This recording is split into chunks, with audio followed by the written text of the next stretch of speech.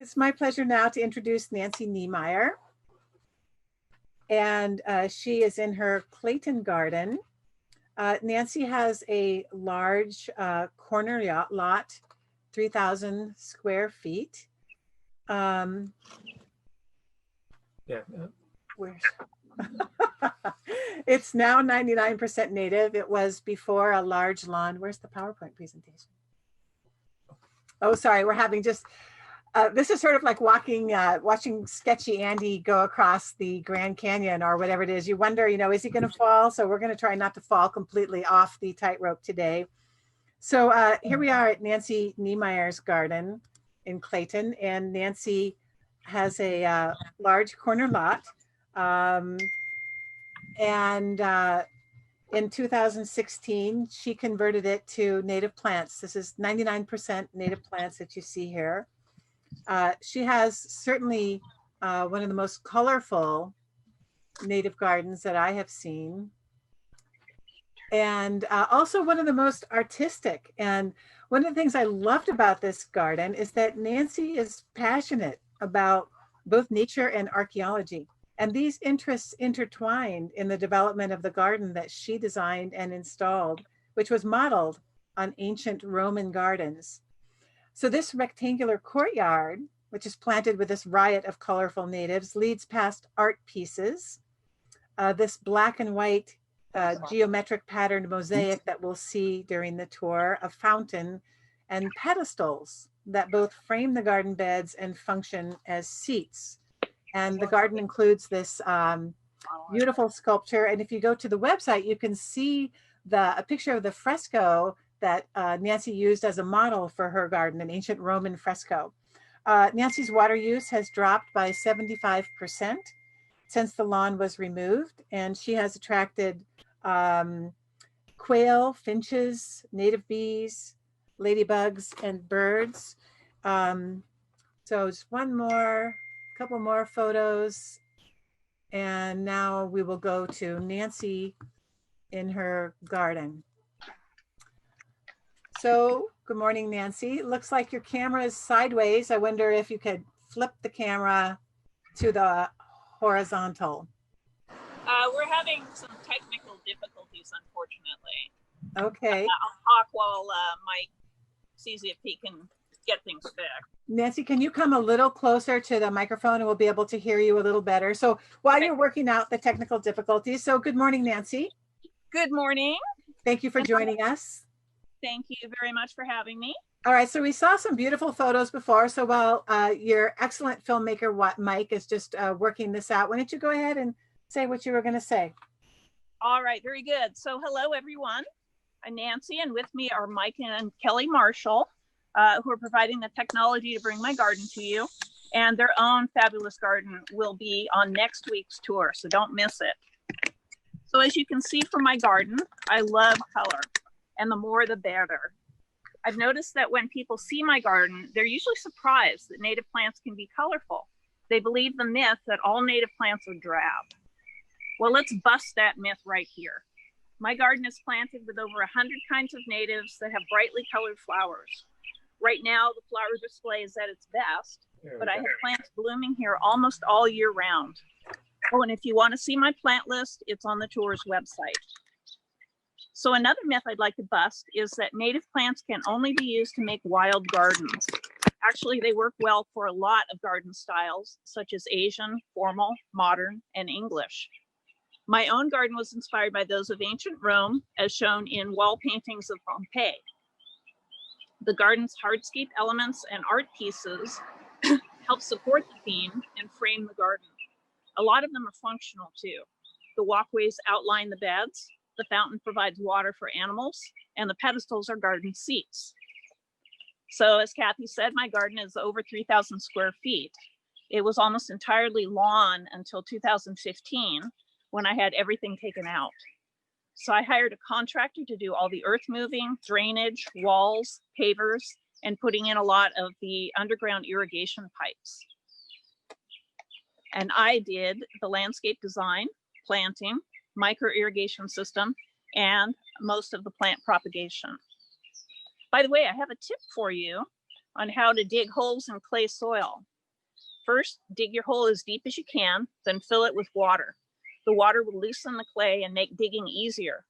Go back the next day and dig some more. Repeat this until the hole is as deep as you want it to be. Oh, and I've had more success digging holes with a pick or a mattock than a shovel. So now let's go take a closer look at the garden and across the street.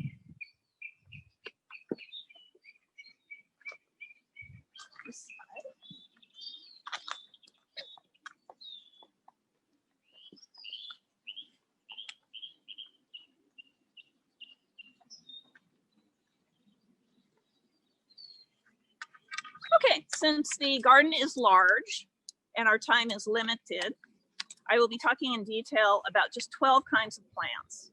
They are all drought tolerant, have beautiful flowers, and are often available in conventional nurseries. If your nursery doesn't have what you want, try asking them to order the plants for you. You might also be able to buy them online. Speaking of nurseries, the Bay Area is very lucky to have a lot of native plant specialists such as East Bay Wilds in Oakland that we'll see later today, Oaktown in Berkeley, and Watershed in Richmond. Further away is my favorite nursery, California Flora, which is located just north of Santa Rosa in Fulton. It's definitely worth a trip for the selection and great prices. So if you want to see a list of native nurseries in the area that you can go to the California Native Plant Society's CalScape website and click on nurseries. Okay, our first featured plant, you can see ahead of you with the purple flowers, and that is Cedros Island Verbena.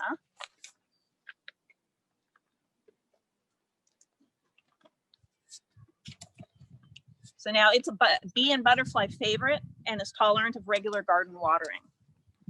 In front of the verbenas, there's a row of monkey flowers. And then over there. So monkey flower hybrids are my favorite native plants, and they can have red, orange, yellow, white, pink, or purple flowers. They have a long bloom season and are also tolerant of regular garden watering. However, I would recommend that you don't water natives too much. If you give them a lot of water and fertilizer, it tends to shorten their lifespan. Now, the low-growing plant to the right is a sage, so a salvia species. And there are many species of sage, and the cultivars range from low-growing ground covers to shrubs that are over 5 feet tall. Their leaves have a really nice fragrance that can perfume the garden. Now, the plant with the blue flowers in front of the sage is a Foothill Penstemon.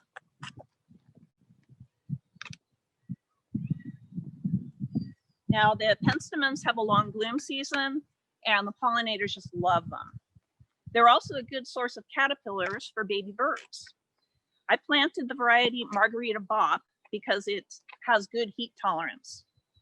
So now let's move to get a better view of the north side of the garden.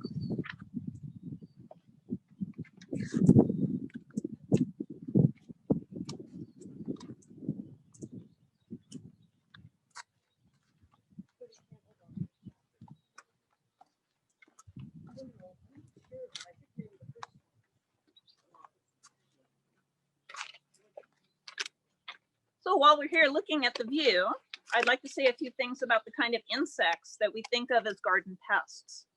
I found that they really aren't a problem in a native garden like mine. Just as caterpillars are food for baby birds, aphids and other pests are baby food for ladybugs, lacewings, snake flies, and other predators. Once they're established in the garden, the predators will happily eat up all the pests they can find and go looking for more. That means I don't see any aphids at all on the roses in my backyard. So now let's go up to the courtyard area.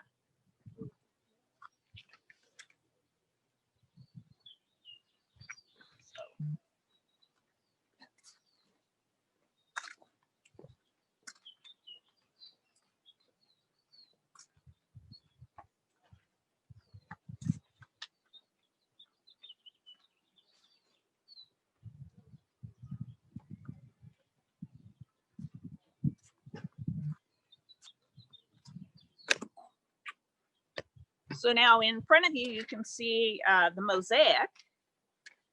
So when I started planning a Roman garden, I knew I needed the mosaic. So this one is made from pieces of black and white marble and shows 12 native animals. The mosaic took 6 weeks to make and was one of the first things I did when I started planning the garden.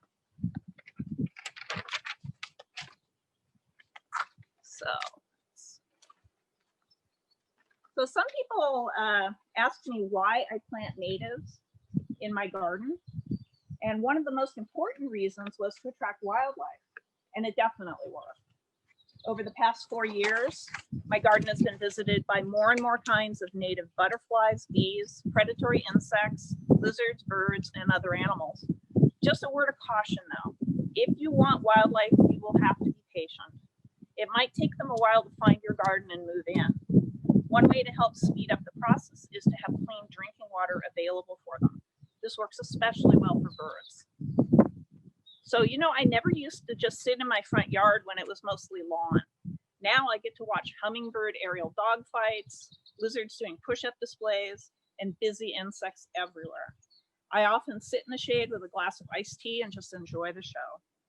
So now let's go take a closer look at a few of the courtyard plants.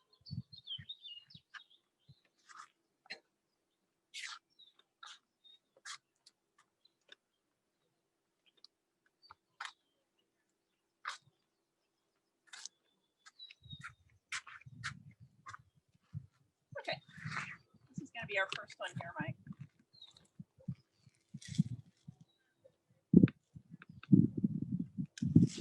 Okay, between the top of the wall and the mosaic is a coyote mint, Monardella villosa. They bloom in summer, producing fluffy purple flowers after the spring blooming plants are all done. Here, let me get closer. I don't think you can hear me. Okay. So the next plant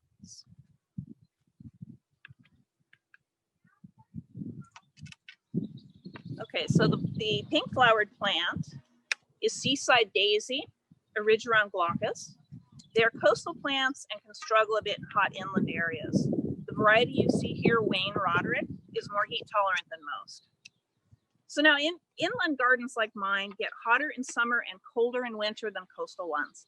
That means that some of the plants in my garden need help surviving the temperature extremes here. Plants that don't like heat might benefit from a little more shade or water.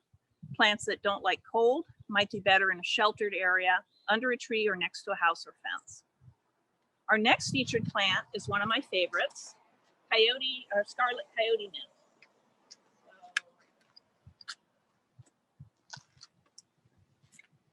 I'll get my shadow out of the way here. So as you can see, it's very low growing and has huge red flowers that are just starting to bloom. It's really funny considering how low the flowers are set. It's funny watching hummingbirds hover a couple of inches above the ground as they visit its flowers. Scarlet Coyote mint does have the reputation of being hard to grow, especially in clay soil. I've had success with it by amending the soil with a lot of sand before planting. Now, I normally don't use soil amendments with my native plants, but adding sand or small gravel to your soil can fix drainage problems without making the soil too rich. This is especially important for desert or seashore plants. Okay, so now I can raise the view a little bit to see a bit more. Okay, I'm going to talk about a plant that you probably can't see very well. It's right next to the fence, is Hummingbird Sage. So now it doesn't look like much yet, but when it blooms, it has huge pink flower spikes. Although it's a woodland plant, it can also grow in full sun as long as it gets some water. So if you can turn the camera to get this view. Perfect. Okay, since we're on the subject of water, I'd like to talk a little bit about how and when I water my garden. I use microsprayers and water most of the plants once every 4 weeks in summer. I do have one section of the garden that's dedicated to the natives that need regular water, like ferns and rhododendrons. And that section gets watered once a week.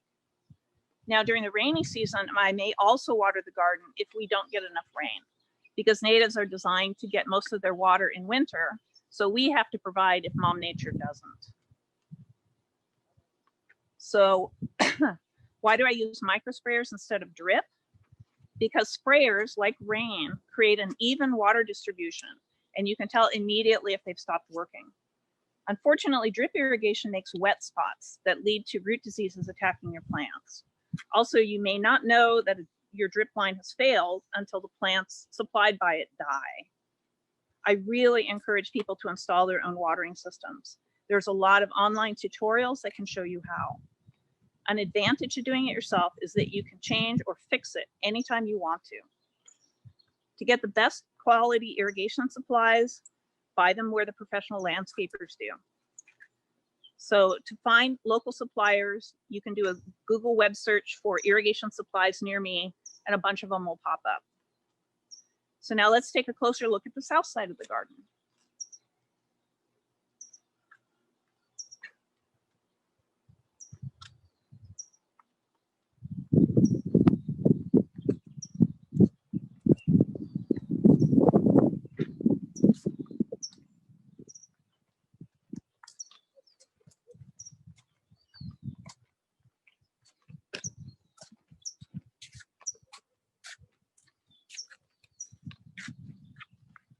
All right, so while you look at the colors, I'd like to talk about a few more featured plants that are not in bloom right now. One of them is the red buckwheat, so Eriogonum grandruvescens. It isn't blooming yet, but it has spectacular red flowers in summer. It's also a good source of caterpillars for baby birds.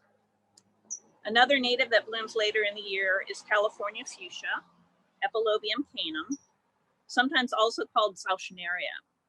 It can have red, pink, or white flowers and blooms during the time when the native garden is at its most dormant in late summer and fall. So two early blooming shrubs are manzanita, so Arctostaphylos species, and California lilac, Ceanothus species. Manzanitas start blooming at the start of the rainy season with white or pale pink bell flowers. In January and February, California lilacs produce blue, violet, or white blooms. Both manzanita and California lilac have varieties that range in height from low-growing ground covers to large tree forms. Both are also a good source of caterpillars for birds. I like to use the Ceanothus Valley Violet because it does well in hot inland areas. Now, there is another myth that native plants in the garden don't need any care at all. Actually, although they need a lot less work than lawns and conventional gardens, there are still some things you need to do during the year to keep the garden looking good. In the rainy season, you should prune winter dormant plants and remove weeds before they go to seed. You should also remove any unwanted plant seedlings and trim back plants that are trying to grow over their neighbors. You might have a lot of seedlings to remove because native plants are very good at reproducing themselves. Poppies, for example, can come up just about anywhere. Now, summer weeds in a native garden are much less of a problem than conventional gardens because it's just too dry for them to grow. I thought I was going to have a lot of trouble with Bermuda grass, and didn't turn out to be that way. And I do have a tip for you on a way to get rid of stubborn weeds and pavement cracks without using herbicides. Pour boiling water on them. I tried it last year and the weed shriveled and died in a few days. The next job in the native garden comes in late summer or early fall when you prune the evergreen and summer dormant plants. Save the prunings, chop them up, and use them around the plant to serve as mulch and fertilizer. The best fertilizer for natives is their own cast-off leaves and branches. Do not use dead or diseased plants. Also, remember to pull the mulch back 6 inches or so from the plant's crown to avoid creating a bridge for diseases to travel along. During October and November, replace any plants that have reached the end of their lifespan and gotten old and tired. So now let's see the garden from the south. Nancy, we had a question, and that was, what is the bright yellow flower in the foreground here? Oh, okay. That is another type of buckwheat called sulfur buckwheat, Eriogonum umbulatum. This cultivar is called Shasta sulfur. it gives you a whole lot more bang when it comes to color, because the flower heads are much more compact. So Nancy, we have just a couple more minutes, so I want to give you a little extra time since we started a little late, but we won't be able to stay with you too much longer. Okay, sounds good.